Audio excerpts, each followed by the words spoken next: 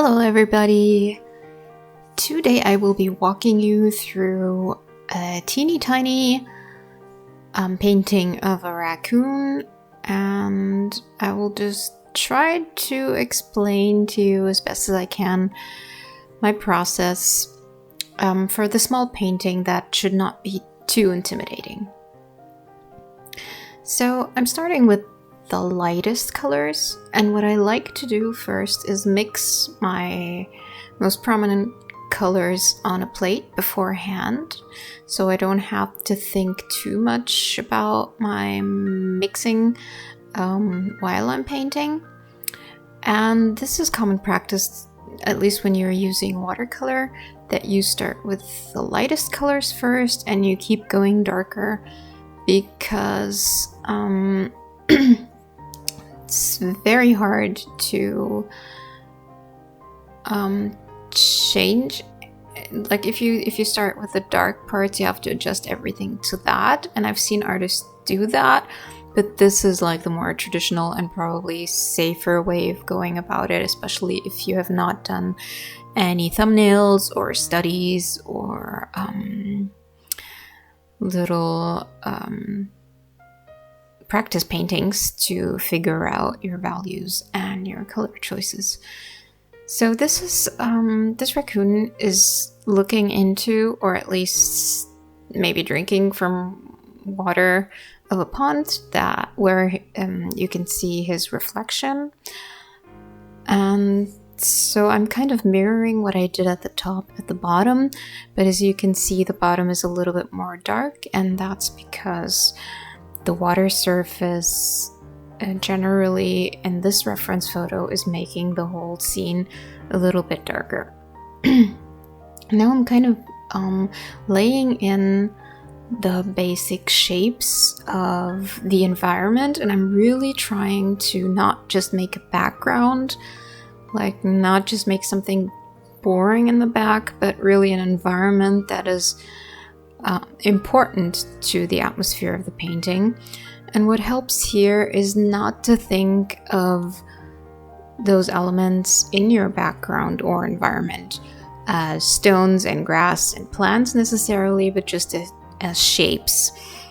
And you may not want to go into too much detail with them, because they're not supposed to detract from your main character, which is the raccoon in this case. Now, at this point, the foreground or the water surface probably still has too much detail, but since I use watercolor a bit differently, like I'm using it as a first layer and I'm going to use other mediums as well, I find it easier to like fill the space with watercolor, because color pencils take a lot of pressure and are a bit hard on your wrists and hands. And I just like the translucency and the spontaneity of watercolor, so that's what I start with. But you will see by the end that this will change substantially and will look quite a bit different. But it's a nice way for me to like feel where I could do something better or different, like try out the colors and try the contrast and everything, and then in the next step see where I can bring out some things more. So I'm still kind of trying to echo the foliage of the background in the water,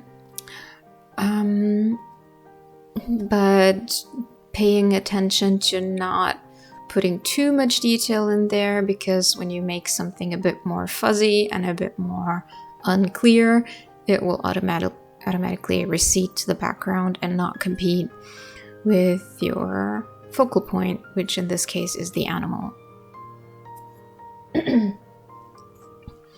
Now I'm starting to move on to some darker parts, because especially with the raccoon, it's such a high contrast animal. Like you have white and black, especially in the face, and that's what gives this animal its character.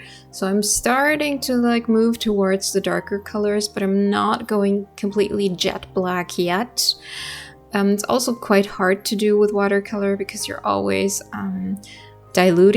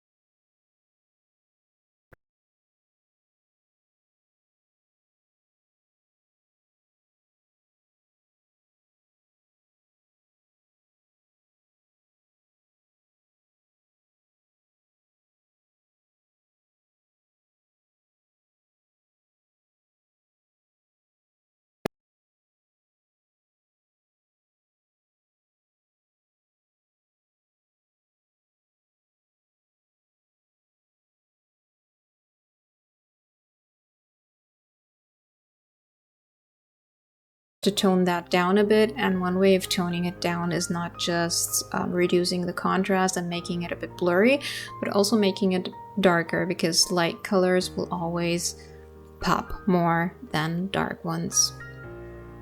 But what is helping the raccoon pop in this case is the stark contrast between the white and the black.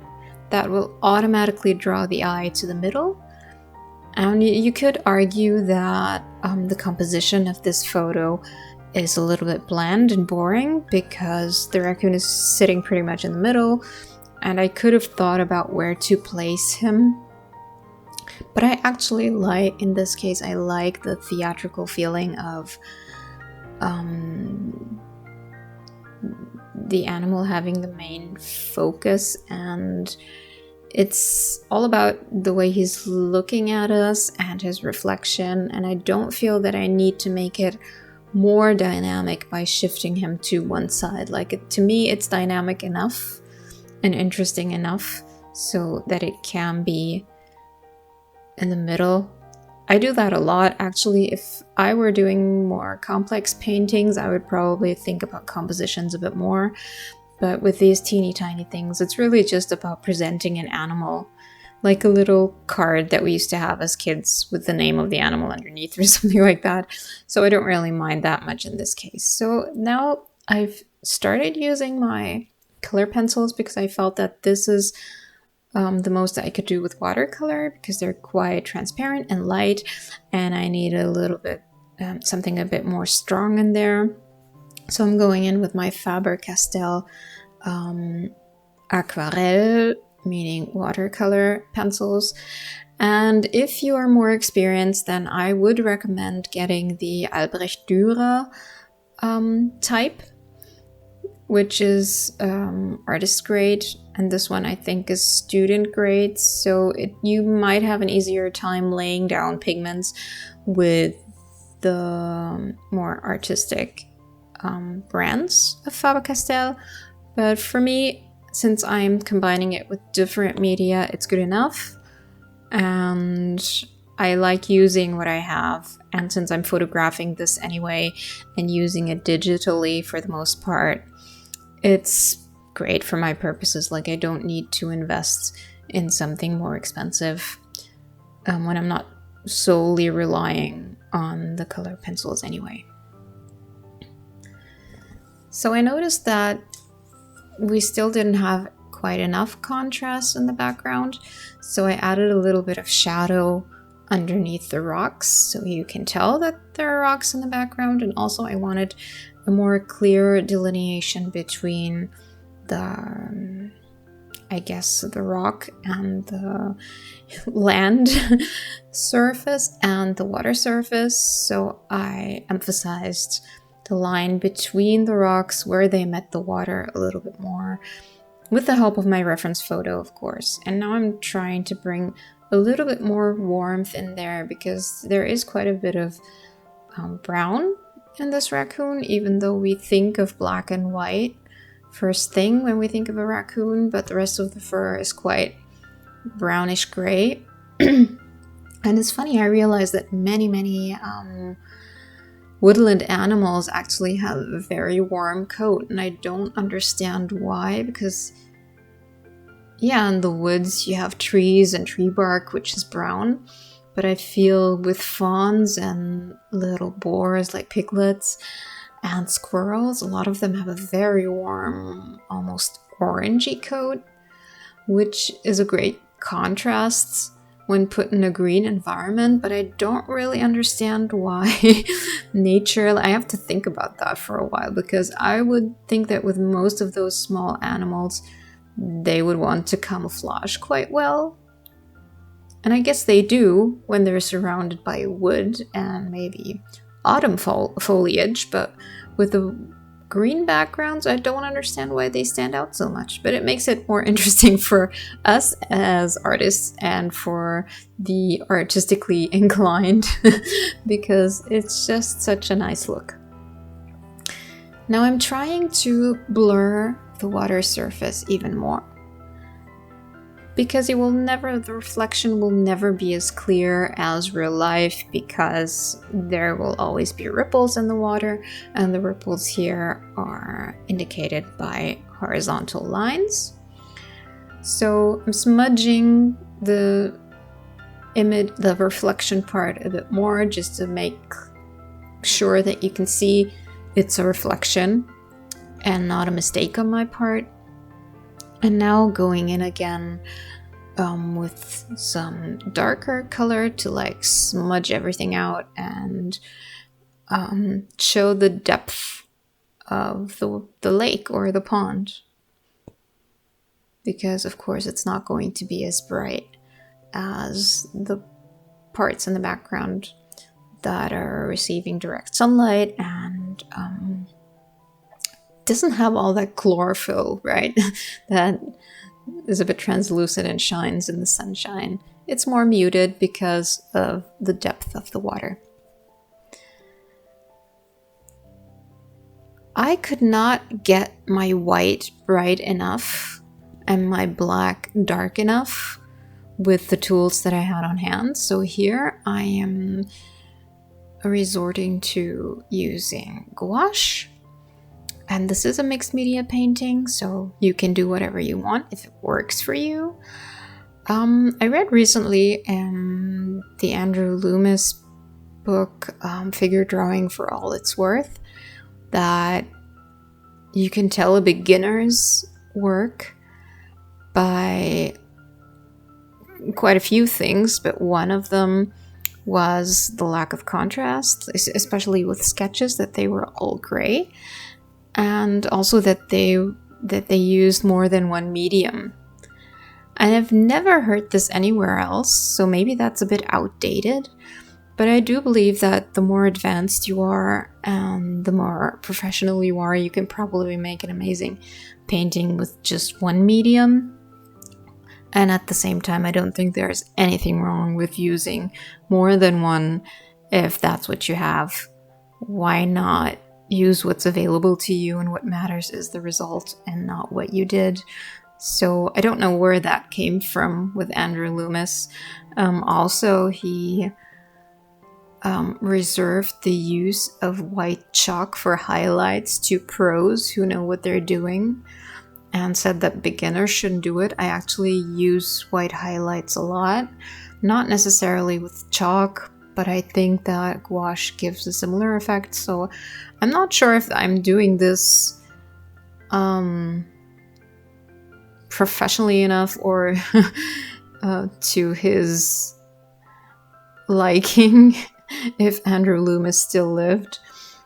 But I just think it helps bring a picture to life so much more, and especially with an animal that has this much white, which is really hard to reproduce using watercolor. I mean, I'm leaving out certain places, but even the paper is slightly cream colored, just ever so slightly, and the stark white of the gouache paint is giving it that cooler, more illuminated look, and it just makes for better contrasts. So the rest of the painting is really just tweaking, just looking at your reference, then looking back at your picture, maybe taking a break, taking a step back, coming back after a while, and most of the time you will automatically have this gut feeling, oh, that needs to be changed. This isn't obvious enough, and this isn't coming across as important as I'd like it to, and you will know what to do. And this is the reason why I ended up also adding some grass to my raccoon habitat, just to give that upper half of the painting a little bit more emphasis compared to the lower half, because I really wanted to emphasize that this is where you're supposed to look and the other part was just complementary. So yeah, this is the finished little painting.